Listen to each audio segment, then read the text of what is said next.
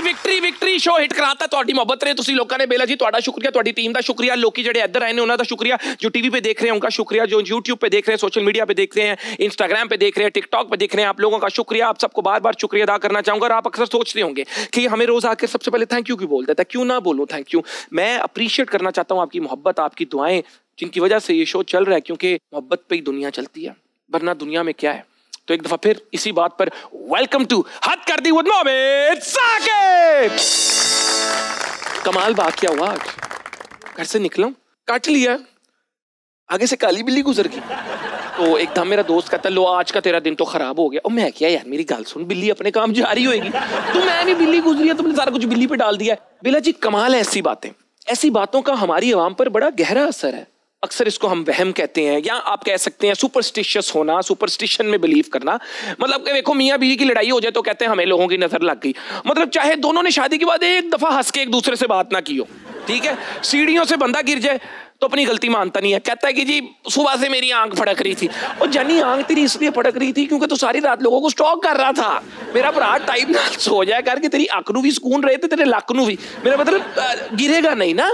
बेला जी ladies, हमारी ladies के हाथ से अगर आटे का पेड़ा गिर जाए तो कहती है कि कोई मेहमान आने वाला है। अपनी गलती नहीं माननी कि आटे के पेड़े पे फोकस नहीं हो रहा था, सास की बातों पे हो रहा था। दांतों के नीचे जुबान आ जाए तो कहती है कि कोई मेरी चुगली कर रहा है। यार रोटी खाते हुए जो तुसी गॉसिप करोगे तो जुबान तो दांतों के नीचे आएगी ना। जुबान दिया केड़ी अखा होंदियां ने। अब जिसके पैरों में तिल हो कहते हैं जी वो सफर बहुत करता है। और मेरी जान वो सिर्फ घर में सफर करता है। ये गल्लां बनियां होईयां ने। जिसके कान के पीछे तिल हो तो बीवी उसको हमेशा ताने देती रहती है कि तुम कान के बहुत कच्चे हो, हमेशा दूसरों की बातों पर तुम ध्यान देते हो। तो उस बेचारे ने सारी जिंदगी सारे फैसले बीवी की मर्जी से किए होते हैं। और ये तो कुछ भी नहीं है, जिसकी आंखें छोटी होती हैं उसको बेवफा कह देते हैं। असली ने अगले की तारीफ नहीं करनी। माशाल्लाह एक हमारा एक और नेशनल स्पोर्ट बन रहा है कि हमने अगले की तारीफ नहीं करनी, सपोर्ट नहीं करना, थल्ले खिंच लो बंदा, किस तरह थल्ले खिंच लो। एक ही गल हुई, सानू इकट्ठे रहना पड़ेगा, मोहब्बत करनी पड़ेगी, फिर गल्लां होंगियां। ये तो कुछ भी नहीं है यार। कहते हैं कि अगर कोई लेटा हो तो उसके ऊपर से मत गुजरो, उसकी हाइट छोटी रह जाएगी। यार मतलब व्हाट इज दिस, ये तो कुछ भी नहीं है। अम्मियों को देख लो, अक्सर बच्चों को कह रही होती है खाली कैंची मत चलाओ, लड़ाई हो जाएगी। हालांकि उससे 10 मिनट पहले मामू से लड़ी होती है, तू मेरा ब्याह कितने कराता है कि नहीं। फिर हमारी जस्टिफिकेशंस कमाल होती है। हमारी जस्टिफिकेशंस, पाइन मैं सफर से जा रहे हैं, मैनू झूठ बोलने की जरूरत है, रिस्क सामने पे है। सारे झूठ माशाल्लाह इस तरह ही होंगे ने। तो इंसानों को जब सेंस ऑफ कंट्रोल मिलता है ना किसी फ्यूचर सिचुएशन के ऊपर, तो इंसान गुड फील करते हैं। फिर आपको ये चीजें एक इल्यूजन ऑफ सेफ्टी देती हैं।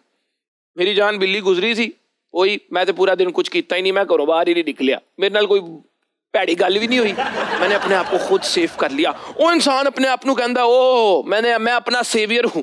हमें ये चीजें अच्छी लगती हैं। इसी तरह हम अपने आप का अपना कॉन्फर्मेशन बायस करके सारी इलॉजिकल पुठी चीजों में बिलीव कर लेते हैं। और अक्सर होता क्या है, बचपन से एक सोसाइटी में रह रहे, सोसाइटी में सुनते आते हैं कि कैंची ना चलाओ लड़ाई हो जाएगी, ऊपर से मत गुजरो हाइट छोटी रह जाएगी। तो जब एक सोसाइटी में चीजें हम बार बार सुनते हैं ना, तो वो चीजें हमारे अंदर सी रह जाती हैं।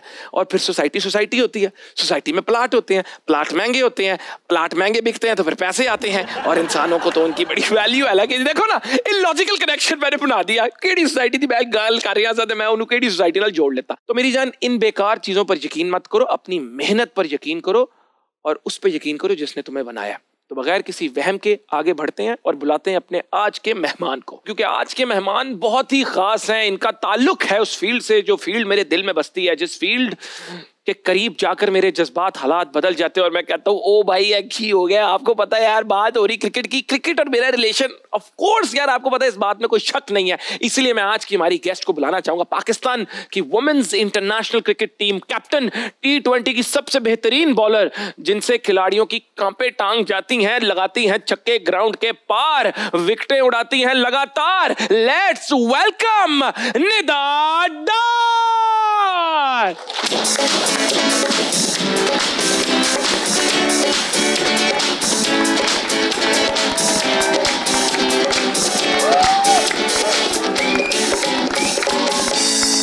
ये इस्तकबाल, ये वेलकम, ये तालियों की गूंज, ये लगातार शोर किसी स्पेशल इंसान के लिए हो सकता है। और मैं आपको बता नहीं सकता कि आप, मेरे दिल में आपके लिए इज्जत, मेरे दिल में आपके लिए एहतराम।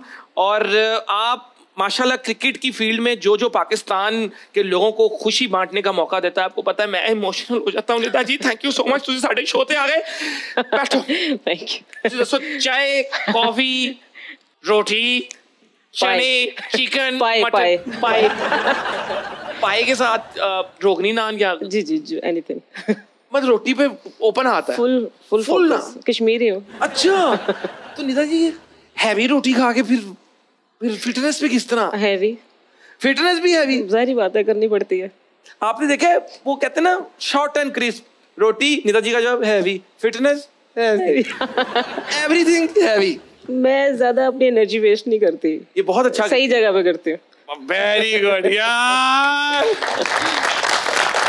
निदा जी जिंदगी कैसी चल रही है अल्हम्दुलिल्लाह बिल्कुल ठीक ठाक हर हाल में खुश रहती है जाहिर बात है पाकिस्तान में रहती हूँ खुश रहना पड़ता है और कोई हाल ही नहीं है बिल्कुल मुल्क ते ना स्टैंड बाय ते लाता है मैं को 5 बार ही कह चुके हैं आप हैं वैसे ओरिजिनली गुजरांवाला से गुजरांवाला के टिक्के बड़े मशहूर हैं चिड़े भी मशहूर है चिड़े भी बड़े मशहूर और कुछ मशहूर है पहलवान पहलवान भी अरे तो कभी आपने पहलवान बनने का सोचा नहीं मेरे नेचर में पहलवानी नहीं है गुस्सा जरूर है गुस्सा है हाँ तो मैंने सुना आपने एक बार किसी का सर भी फाड़ दिया था हाँ जी बिल्कुल वो क्या वाकया था वो वाकया ऐसा था कि एक बच्चा हमारी गली का था वो बेसिकली रोज़ हमारी घर की बेल बजा के जाता था एक दिन अम्मी ने पकड़ लिया देख लिया कि एक बच्चा गुजर के गया यहाँ से और मैं उसके पीछे पीछे भाग गई और हमारी जहाँ पे हम पहले रहते थे वहाँ पीछे खेत थे चावलों की वो भी उधर घुस गया और मैं भी अंदर चली गई और एक पत्थर मुझे नज़र आया तो क्योंकि मुझसे थोड़ा डिस्टेंस पे था तो मैंने दूर से मार दिया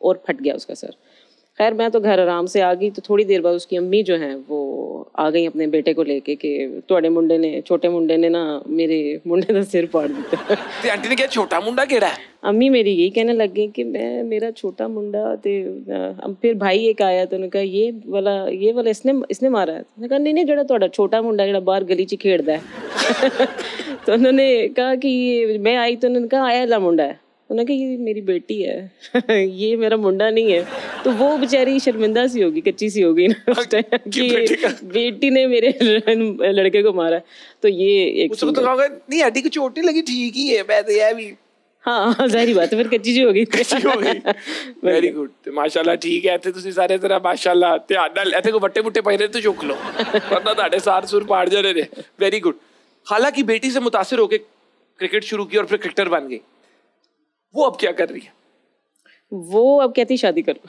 अच्छा वो शादी के क्योंकि उन्होंने बहुत अर्ली एज में शादी कर ली थी लेकिन इंस्पायर मैं वाकई उनसे हुई थी हमारे एक्चुअली पूरी फैमिली में क्रिकेट एक एंटरटेनमेंट शो होता था अच्छा सब लोग फैमिली में क्रिकेट लगा होता था और सब बैठते क्रेजी मतलब मैच हो रहा है तो घर रुका हुआ है काम रुक गया सारे बिल्कुल इवन दो कि कोई उठ के अगर कोई आउट हो जाता था उस देर में कोई उठ के जाता था तो कहते तुम्हारी वजह से आउट हुआ है तो इस तरह वाली कमेंट्री भी होती थी कि इसको कुछ नहीं करना आ रहा ये फील्डिंग नहीं सही कर रहा तो हमारे जितनी औरतें वाली जो साइड थी ना वो कहती थी तुसी टूट जाओ तुसी कर लो गला नहीं कर रहे झुकते भी साथ ही चल रही हैं सब कुछ साथ चल रहा है कमेंट कर रहे हैं तू चला जाना कर बिल्कुल ऐसे ही होता था लेकिन जो उनसे एक्चुअली मुझे इंस्पिरेशन सबसे मिली कि ये एक्चुअली क्रेज जो है मुझे उनसे एक्चुअली आया और मेरे फादर भी फर्स्ट क्लास क्रिकेटर थे और इवन दो कि मेरी एक हमारे सियालकोट में एक ऐसी एक क्रिकेट क्लब की टीम थी जो हमारे सारे कजन्स की थी मतलब मेरे ताए चाचे अपनी टीम थी आप लोग बड़े अमीर थे मतलब आप उस टाइम क्लब क्रिकेट एक नॉर्मल क्रिकेट मैं क्या शायद अपनी टीम खरीदी हुई है तुझे लोगों ने